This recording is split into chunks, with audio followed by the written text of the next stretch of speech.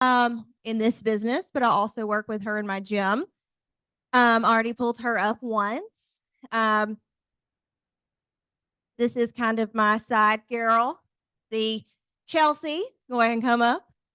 So sometimes in any kind of business, there's going to be times where you've just got to grind. You've got to just pick it up and just fight your way through whatever the mud is and the sand. And there's going to be times you don't want to do something and you got to fight your way out of the hole. Okay. And Chelsea, I'm going to just tell it for her. She kind of had one of those little moments. And that is why her topic is what it is. And I'm going to cry for her. I'm like, I'm pretty feeling emotional. So I'm going to go and give you the mic.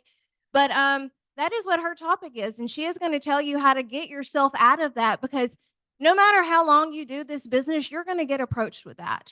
You're going to have to find a way to keep posting and deal with the no's and deal with whatever comes in your way because there's just going to have that. You're going to have that day. Okay. So, to no further ado, this is Chelsea, and she is going to take us off.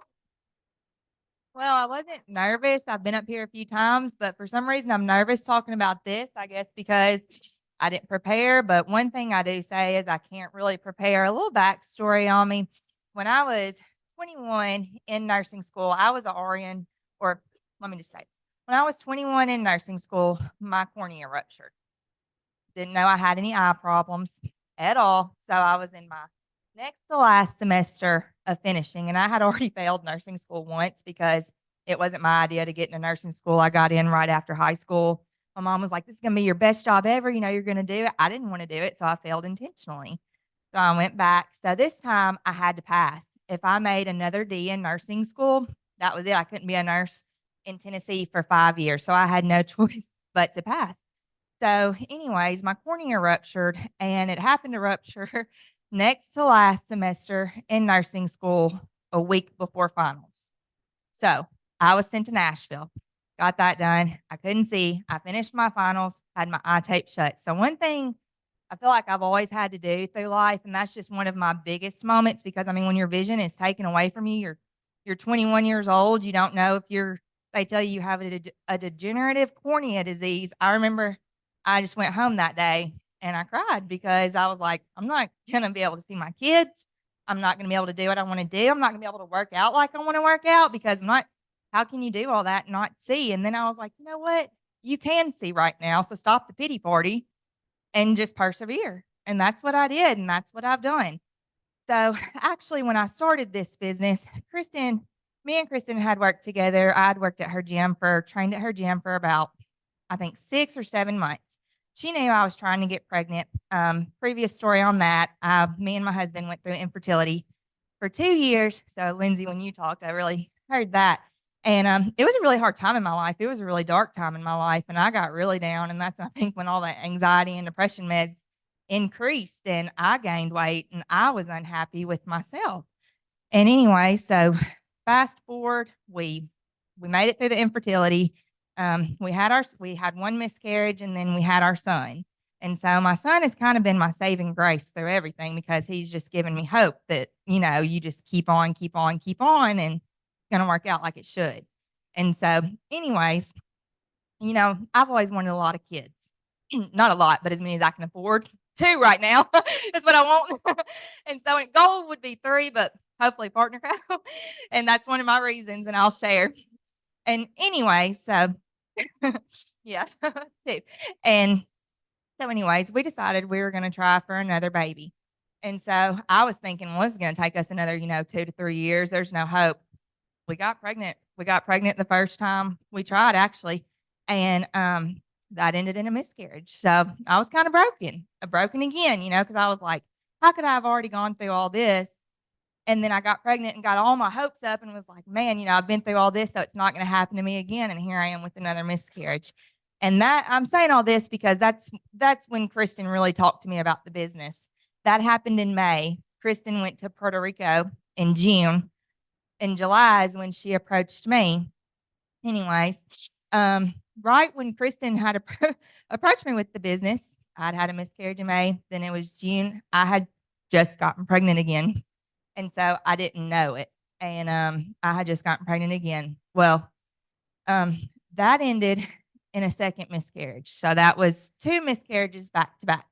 And so then, of course, I was like, why? Why me? We've been through all this, and maybe we just shouldn't try anymore. And, I just remember sitting there, and I was pregnant at the time. I signed up with Partner Co. And this is, I don't think I've ever shared this story, but I signed up with Partner Co. And 4 days later, Kristen was having an event at her house. And she was like, this will be really good for you to come to. You're going to get to learn a lot. Ashley was there speaking. Allison was there. I met Allison in the driveway afterwards, and we had a good conversation. And anyways, I just felt like, I needed to be there because Kristen had shared this opportunity with me. It was something that was giving me a lot of hope. And, I was pregnant. I was excited. Anyway, so fast forward to 4 days, I found out I was pregnant. And about a week later was this event with Kristen. So I was going to her house. I was teaching a workout class that night. And then I'd gone in the bathroom and had cramping and stuff, just realized I was having another miscarriage. And it was right before I was supposed to go to Kristen's house. And, Kristen has done so much for me. So I was like, the last thing I'm going to do. And I remember telling my husband, I was like, the last thing I'm going to do is let her down. Like she asked me to be there. I've been all excited about it. What else can I do at this point? I mean, the miscarriage, it is what it is. So why not go and do something to try to persevere through? So I sat there that night while I was having a miscarriage, listened to Ashley talk, listened to Kristen talk. And it was really, really hard. But for some reason, I just felt like this is where I'm supposed to be. And I'm going to share one thing that they talked about. It was our reason why. And I think if I haven't had like a reason why, I would have quit a long time ago. So that's the importance. Find your reason why. And I've talked to Chris about it, Kristen's dad. And Todd. Todd told me when I first met him, take your reason why, post it everywhere, post it where you can see it. Have it in your car, have it on your bathroom mirror, keep it in a binder. And I can tell you when I was going through this is the binder that I got at Kristen's house. It said, "Is it Friday yet?" That night that I was talking about, and we had to write our reasons why in it. And of course, I've read it every day since because that's what keeps me going. So I'm going to share with y'all because I feel like my reasons why are going to be a lot similar to the same as y'all's. And this is exactly what I wrote. I said, my why. I said, I want a much better life for my son. I don't ever want him to feel like his parents can't afford to buy him something he really wants. I want to be able to spend more time with my kids and not worry about working all of the long, hard hours, in all capitals. I grew up as the kid in private school who couldn't really afford private school. My next thing was financial freedom. And then, of course, my eye disease. And then, of course, time, because time is something you really can't buy. You almost have to earn time. And I wanted time. I wanted time with my family. Before becoming a personal trainer, I worked at a clinic where I was an RN, and I was his scribe. I was his head nurse, and we got there at 6:30 in the morning. I opened up the computer and I started, and we left anywhere between 5 to 8:30 at night. Whenever the last patient was done, or whenever he told me basically I could leave, I was the last nurse out of the building. So I wanted that time. I was really craving, chasing it. And it was one thing I thought I'd never have. I said, this was what I was talking about a second ago. I want more kids and not have to worry about how I'll pay for them. Right now, we can afford, maybe, right now we can afford 2 kids. So we're going to have 2 kids, but I don't want it to limit whether I can, whether we can have a 3rd kid in the future or not. And then the last was, of course, for future eye problems. I think I wrote eye problems twice because at the time when I went to my eye doctor after my cornea had ruptured, he was my only chance at saving my vision. So we were going to go to him. He didn't accept my insurance. We paid, and somebody in my family helped pay for every appointment out of pocket. And that's expensive. I'm talking, we were handing over $500 just to get me in the door. And we were doing this just because we knew that this was my only chance.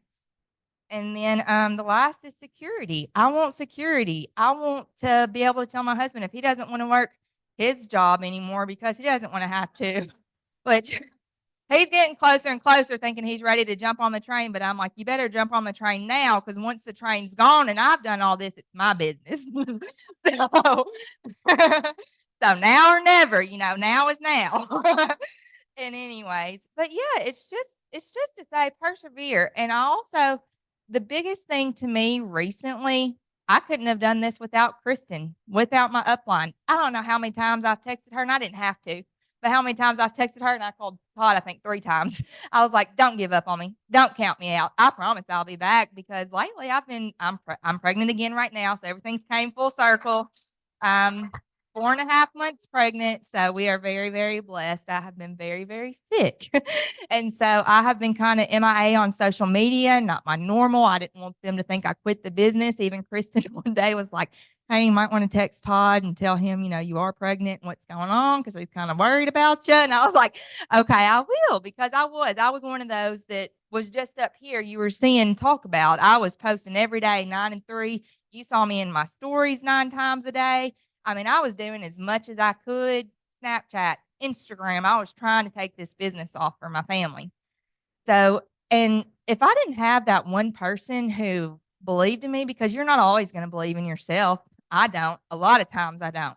And we all look for reassurance. And that's the best thing about this company is that I guarantee you, your upline or somebody on your team that you're around or even not on your team, they care and they're going to listen and they do believe in you for no reason, just because they want to believe in you and they know you can do it. And that's all you need. And Kristen has been my person. She not once gave up on me. I remember I was like, she's just going to give up. And then it was like a couple days later, she just sends a text and she said, "You okay?" And I'd been laying in bed sick. And I was like, she's still here. She's still coming into me, even though I'm not pouring anything to her. And I mean, she helped me with my entire team. Like my team is what they are because of Kristen, because there was times I was too sick to get on a Zoom or to talk. And I felt bad because I was pushing. She's already so busy. That's the last person I wanted to push anything else on, but she was there. So find you your person who believes in you. It doesn't have to be family, and not to discredit my husband. He believes in me, but I know he believes in me. He better. That's why we're married. So I needed somebody else just kind of outside of family who would believe in me, and that happened to me her. So whatever you go through, don't give up because the reward is going to be a lot greater. And every single person sitting in this room, the longer we go through this business, the more stuff we're going to go through, the more stuff we're going to encounter. And you just have to find some way. My way was Kristen. My way was just reading my reasons why. And you read those over and over again, and I promise you that's going to pull you out because your reason why is why you're doing this business. So that is it.